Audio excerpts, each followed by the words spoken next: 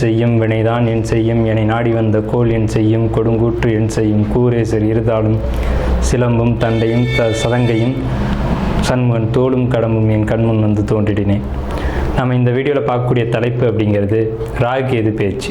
எப்போவுமே ஒரு வருடத்தில் ராகுகேது பேச்சு ஆகும்போது மக்கள் ஒரு எதிர்பார்ப்பு இருக்கும். இந்த கிரக பயிற்சியில் நமக்கு என்ன நன்மைகள் இருக்குது, என்ன தீமைகள் இருக்குது அப்படின்றது பொதுவாக எல்லாருக்குமே ஒரு எதிர்பார்ப்பு அப்படிங்கிறது இருக்க தான் செய்யும். அந்த வகையில் இந்த ஆண்டினுடைய ஆங்கில தேதியானது மே மாதம் 18ஆம் தேதி அன்னைக்கு தமிழ் வருஷம், அதாவது தமிழ் புத்தாண்டு பிறக்க போகுது. தமிழ் புத்தாண்டு விஸ்வாசு வருடம் 13ஆம் தேதி, சித்திரை 13ஆம் தேதி, அதாவது சித்திரை மாதத்துக்கு விஸ்வாச வருடத்தினுடைய முதல் மாதமான சித்திரை மாதத்தினுடைய 13ஆம் தேதி மாலை மணி 5:25க்கு. இது சரியான டைம் பார்த்திங்கன்னா ராகு காலம். இது ஞாயிற்றுக்கிழமை அன்றைக்கி இந்த ராகு பயிற்சியானது நடக்குது. இந்த ஞாயிற்றுக்கிழமை 4 to 6 எப்போவுமே ராகு காலம் அப்படின்ற காலம் பஞ்சாங்கத்தில் குறிக்கப்பட்டிருக்கு. இந்த ராகு காலத்தில் தான் இந்த ராகு பகவான் பயிற்சி ஆகிறார். ராகு பகவான் எங்கேருந்து பயிற்சி ஆகிறாங்க அப்படின்னு பார்த்தீங்கன்னா மீனத்துலேருந்து கும்பத்துக்கு பயிற்சி ஆகிறாங்க, ஆன்டி கிளாக் வைஸ், அதை எதிர் சுற்று வழியாக. அதே சமயத்தில் கண்ணியில் இருக்கக்கூடிய கேது பகவான் சிம்மத்துக்கு பயிற்சி ஆகிறாங்க. இப்போ இந்த ராகு கேதுக்கள் அப்படின்ற பிளானட் உங்களுக்கு உபய ராசிகள்னு சொல்லக்கூடிய மீனத்திலையும் கண்ணிலையும் இவ்வளோ ஆண்டு காலம் இருந்துட்டு, இந்த 13 மாதங்கள் இருந்துட்டு பேச்சு சிற ராசிகள்னு சொல்லக்கூடிய கும்பத்துக்கும் சிம்மத்துக்கும் பேச்சு ஆகிறாங்க. இந்த ராகு கேது பேச்சு எப்போவுமே 180 பாகை நேர் எதிர் சுற்றுல தான் பயிற்சி ஆகும். அடுத்து அஸ்த நட்சத்திரம். அஸ்தம்ன்றது சந்திரனுடைய நட்சத்திரம். சூரியனுக்கு அடுத்து சந்திரனுடைய நட்சத்திரம் வருது. இந்த கன்னிராசி அஸ்த நட்சத்திரக்காரங்க இவங்களுக்கு பலன் எப்படி இருக்குது அப்படின்னு பார்த்தீங்க அப்படின்னா, கணவன் மனைவி உறவுகளுக்கு இடையே சின்ன சின்ன கருத்து வேறுபாடுகள் ஏற்படும், பின்னாடி சரியாகும் அப்படின்ற ஒரு அமைப்பு இருக்குது. குடும்பம், பொருளாதாரம் இதை பொறுத்த வரைக்கும் ரொம்ப சிறப்பான ஒரு பலன்கள் இருக்குது. புதிய சொத்து, வீடு, வாகனம், வண்டி இதெல்லாம் வாங்கக்கூடிய யோகம் இருக்குது. இந்த அஸ்த நட்சத்திரம் மட்டும் வாகனம் வாங்கும்போது லக்ஸரியான கார் தான் வாங்குவீங்க.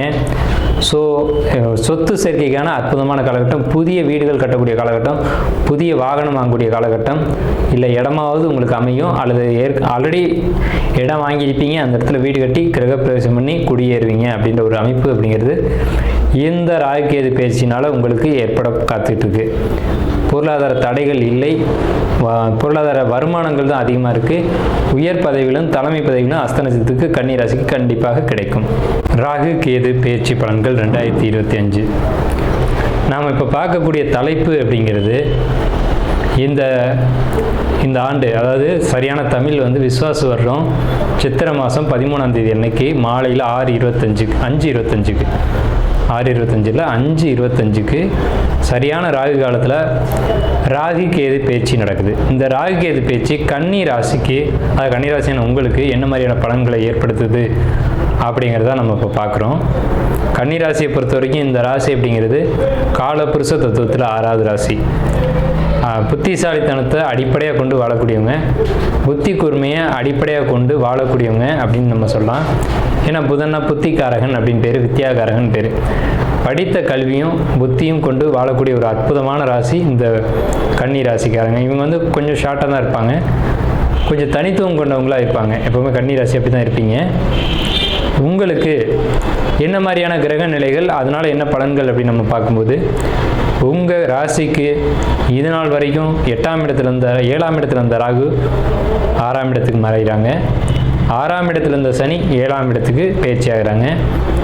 அதே சமயத்தில் உங்கள் ராசி மேலே சந்திரன் மேலே இருந்த கேது உங்கள் ராசிலேருந்து விரயஸ்தானமான 12வது ராசிக்கு பயிற்சி ஆகிறாங்க. இப்படிப்பட்ட நிலையில் உங்கள் ராசிக்கு 10ஆம் இடத்து குரு. இந்த கிரக நிலைகள் அமைப்பு உங்களுக்கு நன்மை செய்யுமா, தீமை செய்யுமா, வெற்றியா தோல்வியா அப்படின்னு நீங்கள் சிந்திக்கும்போது வெற்றிகள் மட்டுமே அமோகமாக இருக்குது அப்படிங்கிற ஒரு அமைப்பு உங்களுக்கு உண்டு.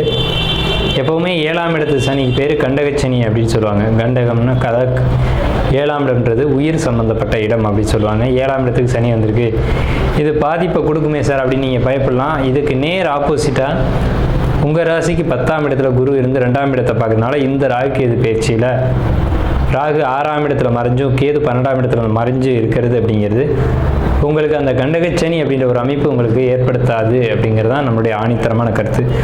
ஓகே சார், இதனால் என்ன பெனிஃபிட், என்ன பாசிட்டிவான விஷயம் இருக்குது அப்படின்னு கேட்டிங்கன்னா, உங்களுக்கு இது நாள் வரைக்கும் வருமான தடைகள், வருமானத்தில் தொந்தரவுகள் இதெல்லாம் இருந்திருக்கும்.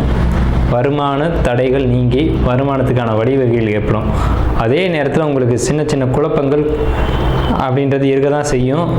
மனசுக்குள்ளே ஒரு மன உளைச்சல், ஒரு மன நெருடல் அப்படிங்கிறது இருக்கும் இந்த ராகு கேது பயிற்சியில். ஆனால் தனவரவுக்கு எந்த ஒரு பாதிப்பும் வராது. சொல்லப்போனால் அதிகமான பொருளாதார சேர்க்கை அப்படிங்கிறது இந்த ராகு கேது பயிற்சிக்கு பிறகு தான் உங்களுக்கு வரும். ஏன்னா இவ்வளோ நாள் சந்திரன் மேலே தான் கேது இருந்தது. அது தனவரவில் தடை ஏற்படுத்தும். பேசுறதுக்கோ மற்றவங்களை கம்யூனிகேட் பண்ணுறதுக்கோ ஏதாயினும் ஒரு வகையில் தடைகள் இருந்தது, இப்போ விலகுது. ஸோ அதனால் இது ரொம்ப ரொம்ப ரொம்ப பாசிட்டிவான ஒரு விஷயம் உங்கள் ராசிக்கு. அடுத்து பார்த்தீங்கன்னா சொத்து சேர்க்கக்கூடிய யோகம் உங்கள் ஜாதத்துக்கு இந்த டைமில் வந்திருக்கு. சொத்துன்னா வீடு, வண்டி, வாகனம், பொருளாதாரம், எல்லா வகையான சொத்தும் இதில் தான் அடங்கும்.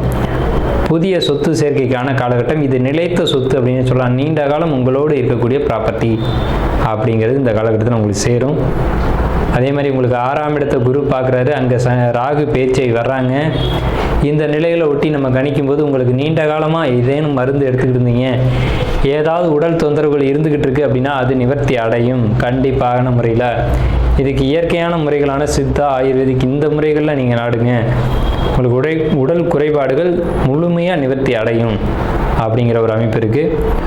உங்களுக்கு 7ஆம் இடத்து சனி அப்படிங்கிறது கழுத்து வலியை ஏற்படுத்தும் அப்படிங்கிற ஒரு கான்செப்ட் வந்து ஜோதிடத்தில் சொல்லுவாங்க. கழுத்து வலி ஏற்பட்டு சரியாகக்கூடிய ஒரு அமைப்பு இந்த ராகு கேது பேச்சில் உங்களுக்கு ஏற்படுத்தும். பொருளாதார தடைகள் சின்ன சின்ன தடைகள் மட்டும் கொடுக்கும், பெரிய அளவில் பாதிப்பை கொடுக்காது. அதே நேரத்தில் கணவன் மனைவி உறவானது ரொம்ப இனிமையாக இருக்கும். சில நேரங்களில் மட்டும் சங்கடங்களை ஏற்படுத்தக்கூடிய ஒரு அமைப்புகளை ஏற்படுத்தும் அப்படிங்கிற ஒரு அமைப்பு இருக்குது. அதை நீங்கள் விட்டு கொடுத்து போய் தான் சரி செய்யணும். கண்டிப்பான முறையில் பார்த்தீங்க அப்படின்னா கணவன் மனைவிக்குள்ளே பிரிவினைகள் அப்படிங்கிறது வராது. பிரிவினைகள் இருந்தால் கூட திரும்ப சேரக்கூடிய ஒரு அமைப்புகள் உண்டு. ஏன் இந்த கான்செப்ட் அப்படின்னு கேட்டிங்கன்னா குரு 2ஆம் வீட்டை பார்க்குறது. 2 தான் கணவன் மனைவி குடும்ப உறவு அப்படிங்கிறது. ஸோ அது ரொம்ப பாசிட்டிவாக இருக்குது. குழந்தைகளுடைய எதிர்காலம், குழந்தைகளுடைய படிப்பு பொறுத்த வரைக்கும் பாசிட்டிவான ஒரு வகையில் தான் இருக்குது. குழந்தைங்கள் வந்து படிப்பை பொறுத்த வரைக்கும் எந்த ஒரு கவலையும் இல்லை. அவங்களுடைய மார்க் அப்படின்றது அதிகமான மார்க் ஸ்கோர் பண்ணுவாங்க அப்படின்ற ஒரு அமைப்பு இருக்குது. குழந்தைங்க படிப்பில் நீங்கள் எந்த ஒரு கவலையும் பட தேவையில்லை. மாணவர்களாக இருக்கக்கூடிய கன்னி ராசிக்காரங்களுக்கு படிப்பு தடையில்லாமல் படித்து அடுத்த நிலைக்கு போகக்கூடிய அமைப்பு. அதாவது 10th படிச்சிக்கிங்க, நல்ல மார்க் எடுத்து ஃபஸ்ட் குரூப், செகண்ட் குரூப் அந்த மாதிரி எடுக்கக்கூடிய ஒரு அமைப்பு. 12th படிச்சிட்டிங்க, மார்க் நல்ல மார்க் ஸ்கோர் பண்ணிடுவீங்க. அப்போது அதாவது 12th மார்க்கை வச்சு தான் நம்மளுடைய எதிர்காலம் அப்படிங்கிறது இருக்குது. இந்த காலகட்டத்தில் தான் உங்களுடைய படிப்பு உயர்வதற்கான காலகட்டம். ஏன்னா இந்த டைமில் தான் உங்களுக்கு வந்து படிப்புன்னு சொல்லக்கூடிய 2ஆம் இடம், 4ஆம் இடம் இந்த இடங்களை குரு பார்வை செய்யக்கூடிய காலகட்டம் ராகு கேது பேச்சினால். ஸோ அப்போ படிக்கக்கூடிய மாணவர்களுக்கு ரொம்ப சிறப்பாக இருக்குது. கல்லூரி மாணவர்களுக்கு ரொம்ப சிறப்பாக இருக்குது. அதே மாதிரி கலைத்துறையில் இருக்கக்கூடியவங்களுக்கு ரொம்ப ரொம்ப ரொம்ப பொற்காலம். அதே மாதிரி திடீர் அதிர்ஷ்டங்கள், திடீர் தனவுறவுகள் எதிர்பார்த்து காத்துட்ருக்கவங்களுக்கான வாய்ப்பு அப்படிங்கிறது சற்று குறையத்தான் செய்யும். உழைத்து சம்பாதிக்கக்கூடியவங்களுக்கான வருமானம் ரொம்ப மிகுதியாக இருக்கும். ஏன்னா குரு 2ஆம் இடத்தை பார்க்குறாங்க. குரு அப்படின்னாலே நேர்மையான வழியில் சம்பாதிக்கக்கூடிய ஒரு அமைப்பு. உங்கள் உழைப்புக்கு சரியான ஊதியம் அப்படின்றதான் குரு கொடுப்பாங்க. ஸோ அந்த அமைப்பு ரொம்ப சிறப்பாக இருக்குது. பொருளாதாரம் இந்த காலகட்டத்தில் ரொம்ப சூப்பராக இருக்கும். பொருளாதார பிரச்சனைகளில் சொத்து சேர்க்கக்கூடிய அமைப்பு உண்டு. குடும்பத்தில் ஒரு மன மகிழ்ச்சி, நிம்மதி, சந்தோஷம், குடும்பத்தில் சுபகாரியங்கள் நடக்கக்கூடிய அமைப்பு அப்படிங்கிறதுலாம் ரொம்ப சிறப்பாக இருக்குது. இதில் உங்கள் ராசிக்கு மட்டும் நெகட்டிவாக சொல்லக்கூடிய அமைப்புகள் ரொம்ப ரொம்ப ரொம்ப குறைவு. சின்ன சின்ன இடர்பாடுகள் தான், வருமான தடைகள் ஏற்பட்டு மறுமணம் ஏற்படும்ன்ற சொல்லியிருக்கோம். இதில் கன்னி ராசின்னு இல்லை, பொதுவாகவே முன்னேற்றம் தரக்கூடிய ராசிகள் அப்படிங்கிறது மேஷம், மிதுனம், விருச்சகம், மகரம், தனுசு, மீனம் இந்த ராசிகள். அதில் நார்மலான பலன்கள் அப்படின்னு பார்த்தீங்கன்னா கன்னி ராசிக்கு 60% மேலே நல்ல பலன்கள் நடக்கக்கூடிய ஒரு அமைப்பு உண்டு. ஸோ நம்ம இது வரைக்கும் உங்களுடைய 9ஆம் இடத்தை சனி பார்க்குறாங்க, பாக்கியஸ்தானத்தை. அப்போ முன்னோர்களுடைய சொத்து கிடைக்கும். முன்னோர்களுடைய சொத்து ஒரு வழியில் டாக்குமெண்ட்டாக வரும். அதை வந்து எதிர்காலத்தில் நீங்கள் வந்து யூஸ் பண்ணிக்கிற மாதிரியான ஒரு அமைப்பு அப்படிங்கிறது கிடைக்கும். ஸோ இதுதான் கன்னி ராசிக்கு உண்டான ராகு கேது பெயர்ச்சி பலன்கள்.